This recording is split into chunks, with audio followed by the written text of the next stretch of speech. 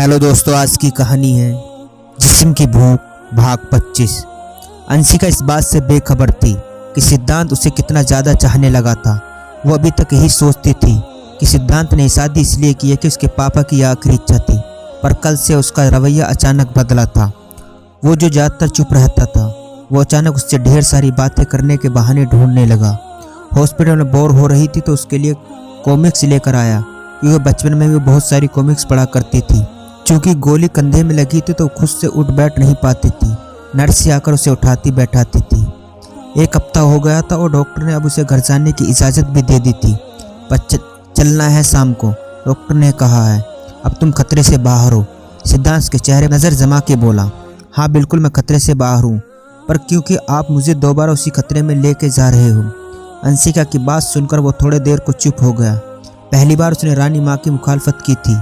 उनकी बात को अनसुना करके वो आया था, पर उस वक्त उसे अंशिका के अलावा कुछ नहीं दिख रहा था। एक हफ्ते से ना तो उसने घर फ़ोन किया और न ही जानने की कोशिश की रानी माँ कैसे हैं। उसने लंबी सांस ली। ऐसा कुछ नहीं, तुम चिंता मत करो, जब तक मैं हूँ ऐसा कुछ भी नहीं होगा।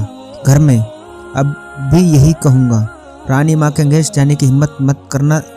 देखा ना क्या अंजाम हुआ। हर बार ज़रूरी नहीं मैं तुम्हारे साथ दूँ। सिद्धांत उठने लगा तो वो थोड़ा नाराज़गी से बोली, हाँ सारी गलती तो मेरी ही है ना। तुम्हारी रानी माँ एक मासूम को किसी भी ऐरे गहरे के साथ बांध देगी और सब चुपचाप देखते रहेंगे, है ना। अंशिका की आवाज़ में कड़वाहट घुल गई। वो बिना कुछ बोले बाहर निकल गया। आज तक उसने इन सब मामलों में ज़्यादा ध्यान नहीं दिया। वो ज़्यादातर दिल्ली का बिजनेस ही सेट करता रहता था। यहाँ क्या चल रहा है, कैसा चल रहा है, उसे इन सब बातों से ज़्यादा मतलब नहीं होता था। अब उसने सोच लिया था कि वो इन सब बातों पर भी तवज्जो देगा। अनामिका जब शाम को घर आई तो आरती जी को घर में देख अचंभित हो उठी। निमेश के जाने के बाद उन्होंने आना छोड़ दिया था, और आज अगर वो आई है तो ज़रूर कोई बात होगी। ललिता जी ने जब उसे देखा तो आवाज़ लगाई, यहाँ आओ अनु। वो अपने कपड़े चेंज करके वहीं आके बैठ गई। पता है निमेश ने भेजा है मुझे, कहा कि तुम्हें ले आओ घर, अपने बच्चे के लिए बहुत बेताब है वो। आरती जी की बातों से उसे बेचैनी होने लगी, और वक्त होता तो शायद वो कितना ज़्यादा खुश होती, पर आज सुबह वाली घटना के बाद तो उसका दिमाग इस बात पर बिल्कुल भी राज़ी नहीं था कि निमेश ने उसे बुलाया है।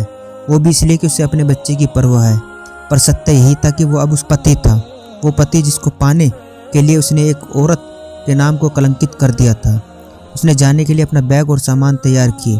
सोच लिया था कि उसने कि अब निमेश उसे चाहे कितना भी दबाना चाहे वो नहीं दबेगी। वो उसकी बातों को इग्नोर नहीं करेगी, उसका जवाब देगी। ये सोचकर वो आरती जी के साथ उनके घर चली गई। रात निमेश जब घर लौटा तो वो हल्के नशे में था। आरती जी सो चुकी थी। वो लड़खड़ाते अपने कमरे में पहुंचा जहां अनामिका सो रही थी। लाइट बुझी होने की वजह से वो ऐसा टटोलता हुआ बेड तक पहुंचा और लेट गया। क्या होगा आगे जानने के लिए कहानी का अगला भाग जरूर देखें। दोस्तों, ये था जिस्म की भूख भाग 25। दोस्तों, कहानी अच्छी लगी हो तो चैनल को सब्सक्राइब करना न भूलें।